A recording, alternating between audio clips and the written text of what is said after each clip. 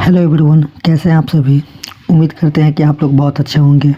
आज हम इस वीडियो में ग्राफ बनाना सीखेंगे, ठीक, जो कि 3 नंबर चैप्टर 2 चर वाले रैखिक समीकरण के अंतर्गत आता है। यह ग्राफ जो है 2022 में पूछा गया है, ठीक है। आइए पढ़ते हैं क्या कह रहा है ग्राफ। ग्राफीय विधि से समीकरण 4x - 5y बराबर 20 एवं 3x + 5y बराबर 15 को हल करें। हमें ग्राफ भी खींचना है और क्या करना है, हल भी करना है। हल का मतलब क्या होता है, जब भी बोले कि हल करें, इसका मतलब ये है कि हमें x और y दोनों का मान भी निकालना है। यह हमारा 2 समीकरण है, ठीक। मैं क्या करूँगा, सबसे पहले समीकरण 1 को लूँगा और वहाँ से इस समीकरण के 2 हल निकालूँगा। देखिए कैसे। हम यहाँ पर क्या देख रहे हैं कि ये हमारा पहला समीकरण है और आपको देखना यह है कि x और y में जिसका गुणांक छोटा लगे उसको वहाँ से एक मान निकाल लेना है समीकरण के रूप में। जैसे इसका गुणांक 4 है, इसका गुणांक -5 है, तो सबसे छोटा क्या देख रहे हैं, ये 5 और 4 में सबसे छोटा 4 है। तो यहाँ से आप क्या कीजिए, x का मान निकाल लीजिए एक समीकरण के रूप में। छोटा ही क्यों ढूंढते हैं, उससे हमारा सवाल बनाना आसान हो जाता है, कैलकुलेशन वो आसान हो जाता है। देखिए कैसे। यहाँ पर हम क्या किए, x का वैल्यू निकालना है क्योंकि इसका गुणांक छोटा है, तो हम क्या किए, -5y को उधर भेज दिए तो प्लस का 5y हो गया और 20 तो बराबर के बाद है ही, तो उसमें कोई चेंजिंग नहीं होगा। फिर यहाँ से x बराबर 20 + 5y ऐसे ही रहेगा और ये जो गुना में था नीचे आ जाएगा, साइड चेंज करेगा तो वो भाग में आ जाएगा। यह हमारा नया समीकरण बन गया, समीकरण नंबर, हम इसे कह सकते हैं 3 कह सकते हैं। क्या, समीकरण नंबर 3 बन गया। अब मैं यहाँ से क्या करूँगा, y का ऐसा मान रखूँगा कि बट्टा और दशमलव में न आए, ठीक है।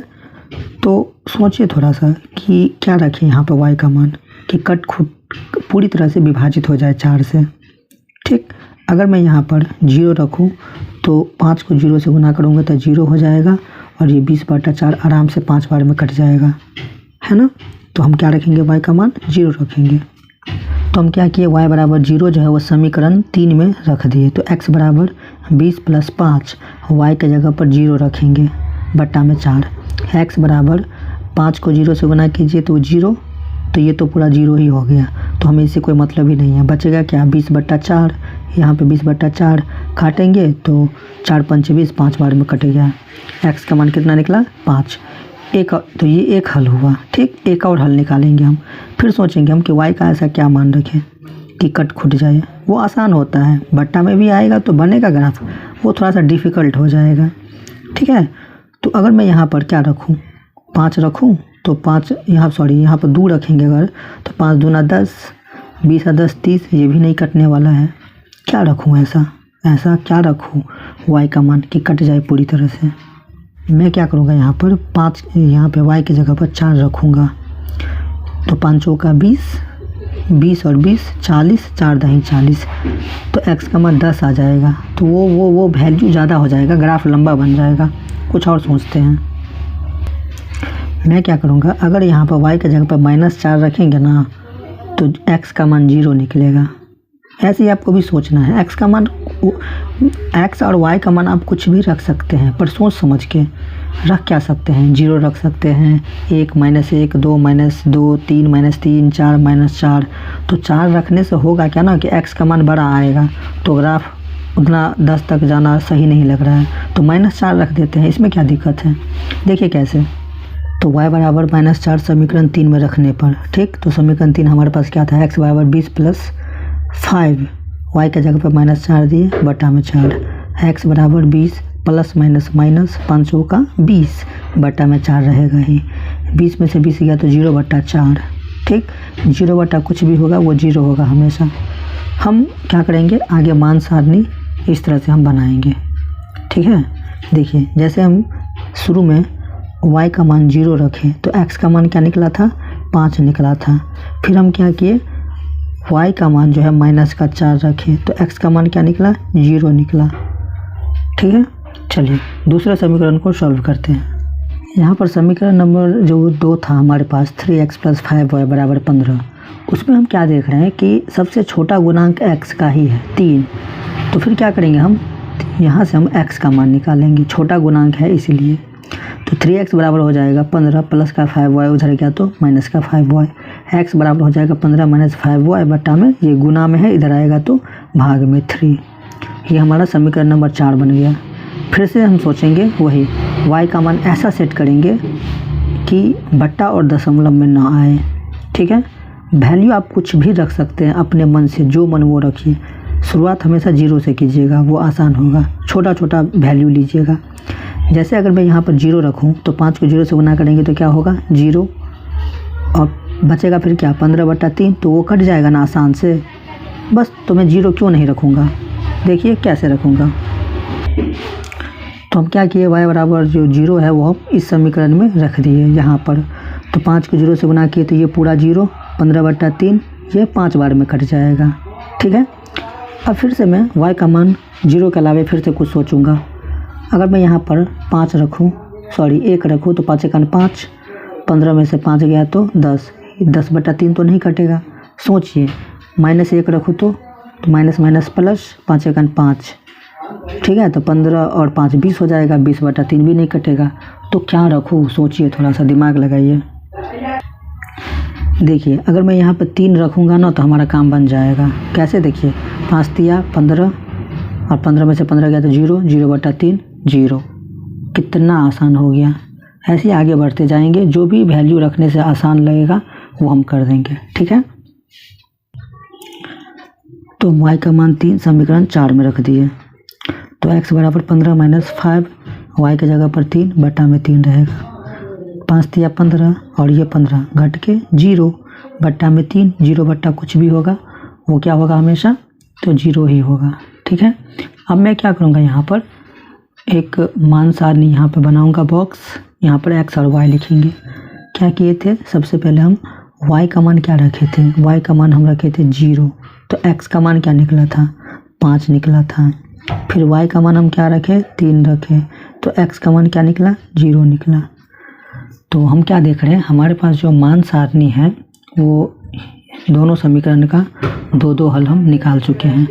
अब इस दोनों मान सारणी के जो वैल्यू है x y का, उसको हम ग्राफ पे प्रदर्शित करेंगे। देखिए कैसे, यह हमारा क्या है, एक ग्राफ पेज है। ठीक, ग्राफ पेज मैं क्या कर रहा हूँ, ये पेन का यूज कर रहा हूँ। आपको क्या करना है, एग्ज़ाम हॉल में पेंसिल का यूज करना है।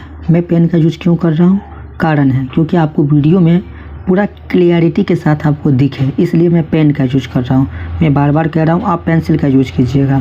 ठीक, ग्राफ में इस लाइन को हम कहते हैं क्षैतिज लाइन, ठीक, और इसको कहते हैं ऊर्ध्वाधर। यह हमारा क्या होता है, तो x होता है, यह x डैश होता है, यह y होता है ऊपर का, और ये जो होता है वो y डैश होता है, नीचे का जो है वो y डैश होता है। यहाँ पे प्लस में लिखा जाता है संख्याएं, यहाँ भी प्लस में लिखा जाता है, यहाँ और यहाँ माइनस में लिखा जाता है। यह हमारा मूल बिंदु होता है जो x के लिए भी 0 होता है और y के लिए भी 0 होता है। ठीक, अब मैं क्या करूँगा, तो हम क्या देख रहे हैं कि x अक्ष पर सबसे बड़ा 5 है और y अक्ष पर क्या है 4 है। y अक्ष पर क्या है सबसे बड़ा 4 ही है ना, इधर 3 है, इधर 4 है, और x अक्ष पे 5 और 5। तो x अक्ष पर सबसे बड़ा 5 है तो 5 अंक तक जाएंगे, y अक्ष पर सबसे बड़ा 4 है तो 4 अंक तक जाएंगे। देखिए कैसे, निगेटिव में हम -4 तक ले लिए और पॉजिटिव में 5 तक हम ले लिए। ठीक है, क्योंकि आपके मान सारणी में यहाँ पे लिखा गया है, देखिए यहाँ पर, इसलिए अब मैं क्या करूँगा, इसको हम उस पर सेट करेंगे। देखिए, x पर 5 जाना है, y पर 0 जाना है, मतलब कहीं नहीं जाना है। x पर 5, y पर 0, तो x पर 5 यहाँ पर, इधर तो नहीं जाएंगे क्योंकि इधर तो निगेटिव में हो जाएगा। अब y पर 0 मतलब कहीं नहीं जाएंगे, यहीं रहेंगे। तो ये हो जाएगा हमारा 5,0 हो जाएगा। ठीक है, इसको थोड़ा हम ऐसे डार्क कर देंगे। आगे है x पर 0, y पर -4, x पर 0 मतलब कहीं नहीं जाएंगे, यहीं रहेंगे। अब y पर -4, तो y पर -4 किधर, नीचे की तरफ, -4 यहाँ पर है तो हम नीचे की तरफ आएंगे यहाँ पर। ये हो गया हमारा x पर 0 y पर -4 का वैल्यू हो गया। अब मैं इस बिंदु और इस बिंदु को क्या करूँगा, मिला दूँगा। यहाँ पर तीर का निशान देंगे कि ये कोई सीमित नहीं है कि यहीं तक होगा, हम आगे भी इसे बढ़ा सकते हैं, इस कारण से तीर का निशान लगा दीजिएगा।